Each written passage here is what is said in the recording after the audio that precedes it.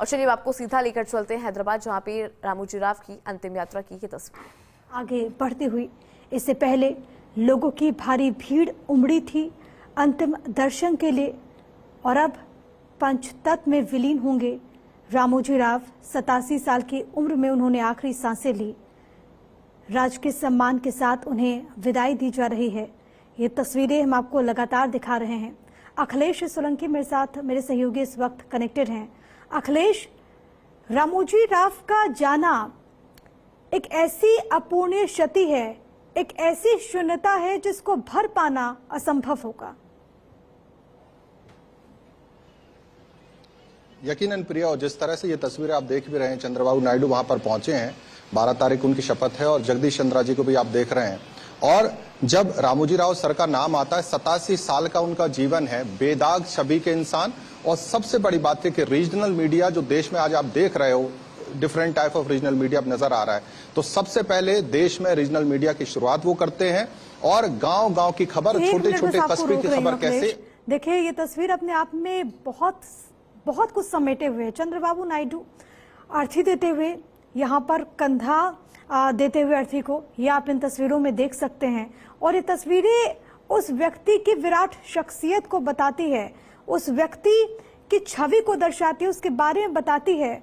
जब चंद्रबाबू नायडू, जिनके हाथ में आंध्र प्रदेश की कमान जाने वाली है, उनका शपथ ग्रहण होगा, लेकिन उसके ठीक पहले रामोजी राव के दर्शन करने के लिए पहुंचे थे। और अब कंधा देते हुए अर्थी को आप इस वक्त तस्वीरों में देख सकते हैं। ये तस्वीरें अपने आप में बहुत कुछ बताती हैं और एक तरीके से समाहित करती है रामोजी राव का, जिस तरीके से उनका पूरा जीवन रहा और जीवन के हर पड़ाव पर कहीं ना कहीं उन्होंने लोगों की सहायता की, अपना जीवन उन्होंने दूसरों के लिए समर्पित किया। यही कारण है कि कोई भी, किसी को भी सूचना मिली कि रामोजी राव अब इस दुनिया में नहीं रहे, कोई अपने आप को रोक नहीं पाया। हर कोई वहां पर उनके दर्शन के लिए पहुंचने की जिज्ञासा लिए अपने अपने घरों से निकला। वो तमाम लोग जिनके जीवन में रामोजी राव ने एक बहुत बड़ी भूमिका अदा की है।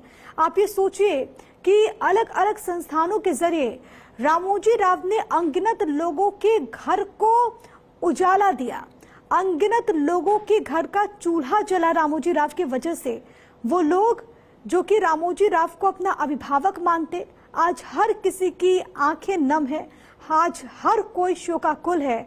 आपको इन तस्वीरों में चंद्रबाबू नायडू भी नजर आएंगे, संबंधों को याद करते हुए, जुड़ाव को याद करते हुए।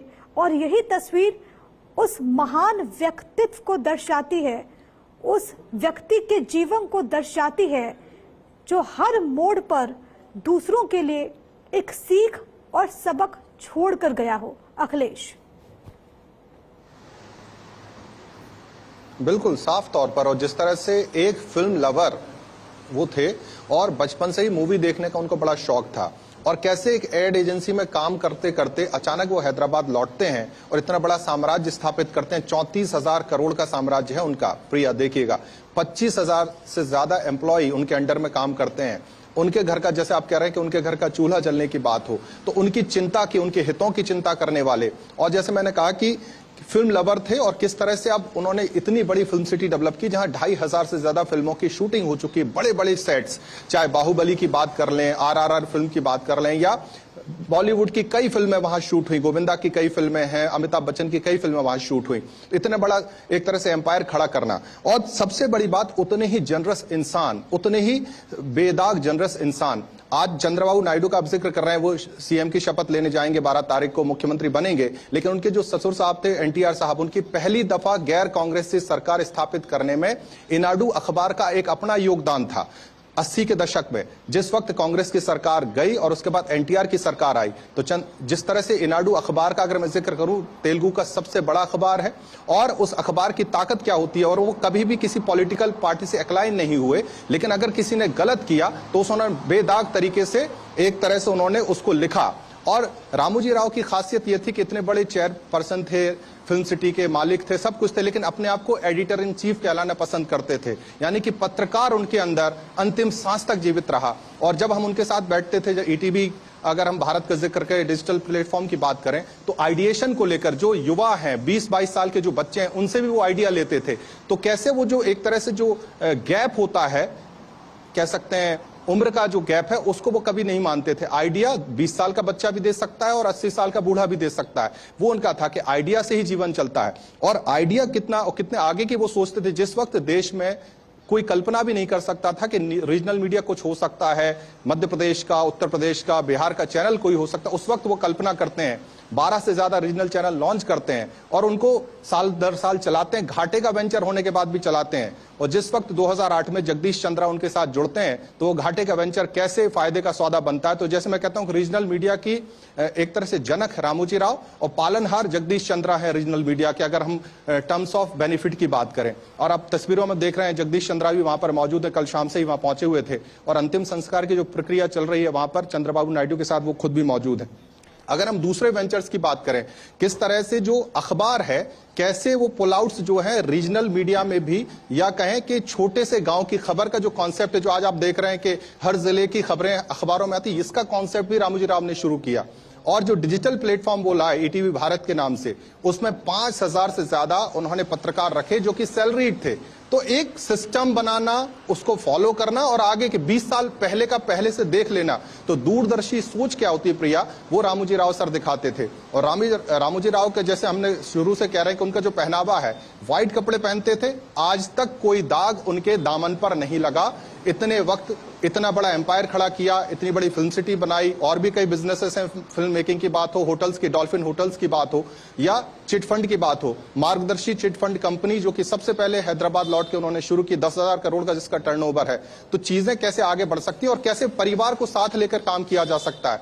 अभी आप देख रहे हैं किरण राव, जो उनके सुमन जो उनके छोटे बेटे थे वो एक्सपायर हो गए थे 2016 में। किरण उनके बेटे हैं जो अंतिम रिचुअल्स को फॉलो वहां पर कर रहे हैं। किरण राव वहां पर मौजूद हैं। बहू जो है, बेटियां जो है, पोतियां जो है, वो पूरे बिजनेसेस को संभाल रही हैं। अलग अलग वेंचर्स को अलग अलग परिवार के सदस्य उसको संभाल रहे हैं। जी बिल्कुल। और इसी वजह से अखिलेश, ये कहा जा रहा है कि ये एंड ऑफ एन एरा है, एक युग जो कि खत्म हो गया।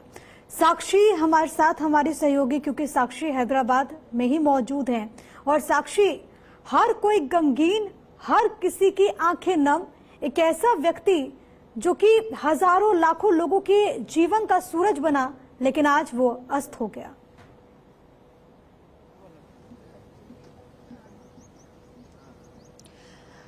प्रिया, हमारे यहाँ कहा जाता है और हमेशा से कहा जाता है कि अगर किसी के वाकई में किसी व्यक्ति के बारे में जानना हो तो उसकी अंतिम यात्रा को जरूर देखना चाहिए कि कितनी भीड़ उसमें आती है। वो दर्शाता है कि उस व्यक्ति का जो व्यक्तित्व था और जो उसकी जर्नी थी पूरी लाइफ की, वो कैसी रही।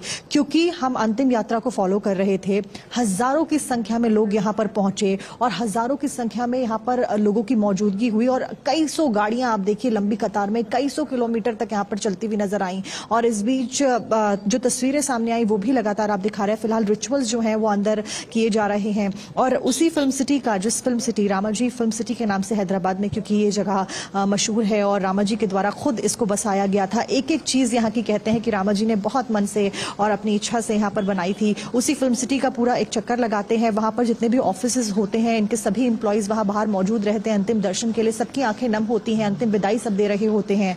और इस बीच उसके बाद ये अंतिम यात्रा पूरा फॉलोअप करते हुए इस जगह पर पहुंचती है। हम इस वक्त ठीक जहां पर अंतिम संस्कार हो रहा है, क्रिमेशन हो रहा है, उसके बाहर मौजूद हैं। अंदर सभी रिचुअल्स और रीति रिवाज के साथ में अंतिम संस्कार किया जा रहा है। उनके बेटे अंदर मौजूद है, किरण, और साथ साथ में उनके ग्रैंडसन सुहास भी कल रात को पहुंचते हैं, क्योंकि वो विदेश से लौटे थे तो कल वो पहुंचते हैं, अंतिम दर्शन करते हैं। अभी भी सारा परिवार अंदर मौजूद है नम आंखों के साथ में, और राजकीय शोक का भी क्योंकि ऐलान किया गया है, तो राजकीय शोक के साथ साथ में यहाँ पर तमाम जो प्रक्रिया है वो लगातार जारी है। प्रिया, ठीक है साक्षी, मैं लौटूंगी आपके पास, लेकिन फिलहाल ये तस्वीरें इस वक्त हम अपने दर्शकों को दिखा रहे हैं और हर कोई गमगीन है और हर किसी के लिए मानो ये एक व्यक्तिगत क्षति हो। और साक्षी जिस बात का जिक्र कर रही थी कि जिस तरीके से उनकी अंतिम यात्रा फिल्म सिटी से होकर के गुजरी, और मानो एक तरीके से अलग ही दुनिया हो फिल्म सिटी की, जहां पर लोग,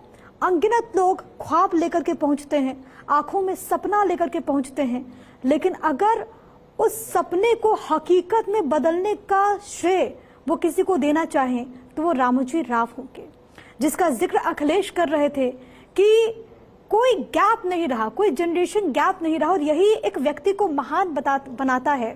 आप सोचिए कि वो व्यक्ति जिसने तमाम चीजें देखी, वो अनुभवी था, लेकिन उसके सामने अगर कोई सलाह दे रहा हो, भले उम्र में कितना भी छोटा हो, लेकिन वो व्यक्ति उसी सरलता भाव से दूसरे को सुने, यही किसी भी शख्स को महान बनाती है, यही उनके गुण हैं।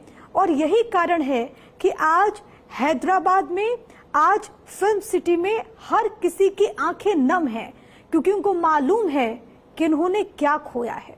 अब मुखाग्नि की जो प्रक्रिया है वो धीरे धीरे यहाँ पर विधि विधान के साथ शुरू होते हुए परिवार के सदस्य वहां पर मौजूद, बेटे पोते की मौजूदगी, लेकिन पूरा जीवन जिस तरीके से रामोजी राव का रहा वो अपने आप में संघर्षपूर्ण रहा। लेकिन आप देखिए इस तस्वीर में तमाम जो दिग्गज हैं वो आपको नजर आएंगे।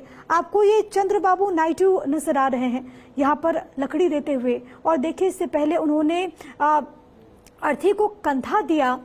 ये बताता है, और देखिए किसी भी मीडिया संस्थान के लिए, जैसा कि अखिलेश इस बात का जिक्र कर रहे थे कि ताउम्र उन्हें सफेद लिबास में देखा गया, और उसी तरीके से एक बेदाग छवि रही, जिन्होंने मीडिया के क्षेत्र में एक नए कीर्तिमान को गढ़ा, जिन्होंने रीजनल मीडिया को एक पहचान दिलाई, वैसा नाम थे रामोजी राव, जो कि अब इस दुनिया में नहीं रहे।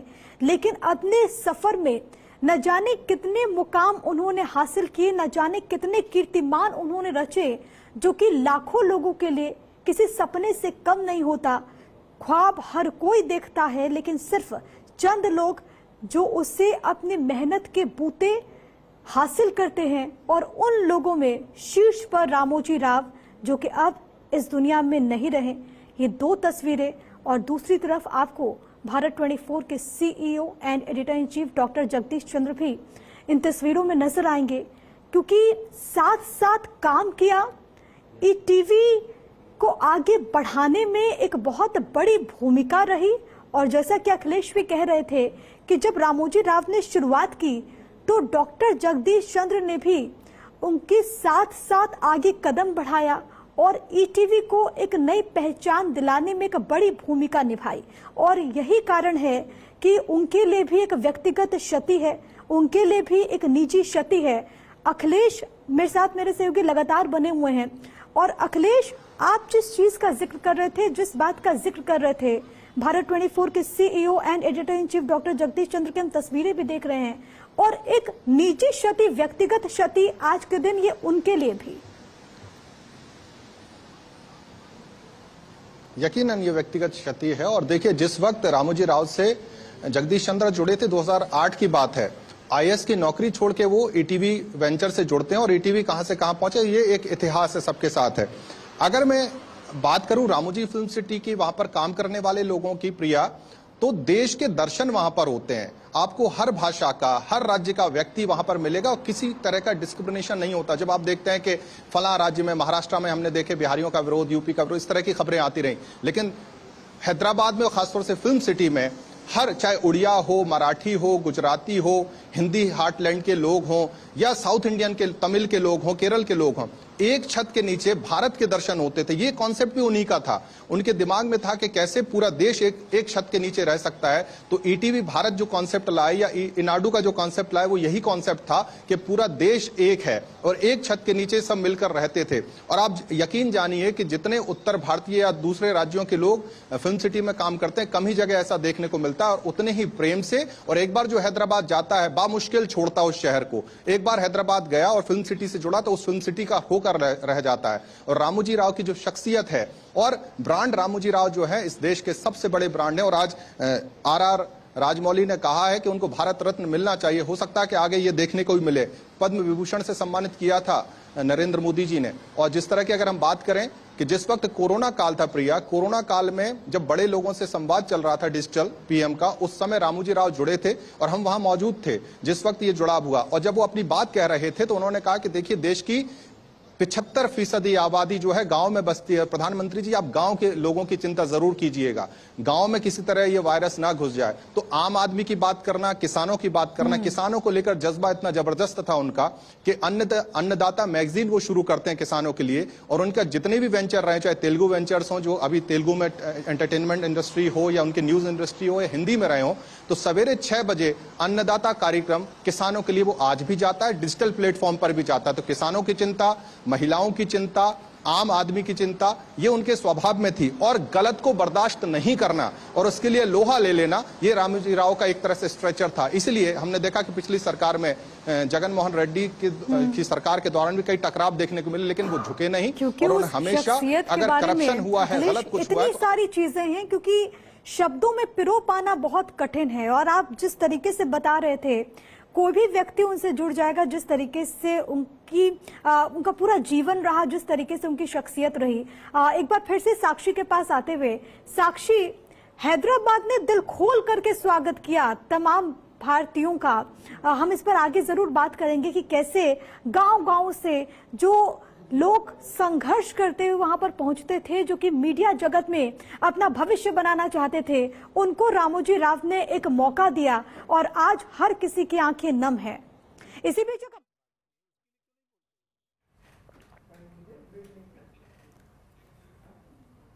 और चलिए आपको सीधी तस्वीरें दिखाते हैं हैदराबाद से। अंतिम यात्रा निकाली गई, उनके परिवार, दोस्त और प्रशंसक अंतिम यात्रा में शामिल रहे। नम आंखों से सभी ने पुष्प अर्पित कर श्रद्धांजलि दी। और फिलहाल ये तस्वीरें आपकी स्क्रीन पर।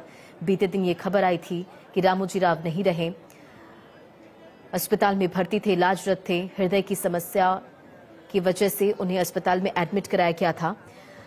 हार्ट से जुड़ी कुछ दिक्कतें सामने आई थी, जिससे वो जूझ रहे थे, और जिसके बाद उन्हें 5 जून को आईसीयू में एडमिट कराया गया था। इलाजरत थे, लेकिन कल हैदराबाद के स्टार हॉस्पिटल में उन्होंने अंतिम सांस दी।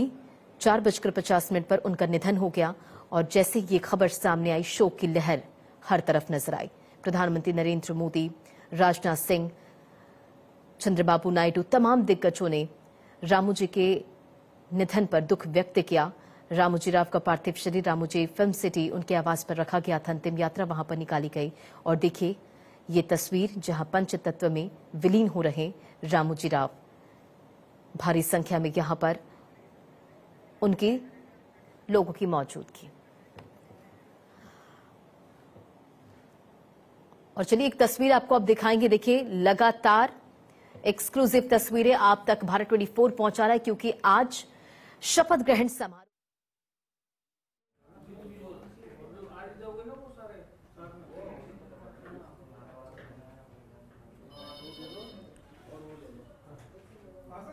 तो लगातार तस्वीरें हम आपको दिखा रहे हैं। तो देखिए, मीडिया जगत के दिग्गज रामोजी राव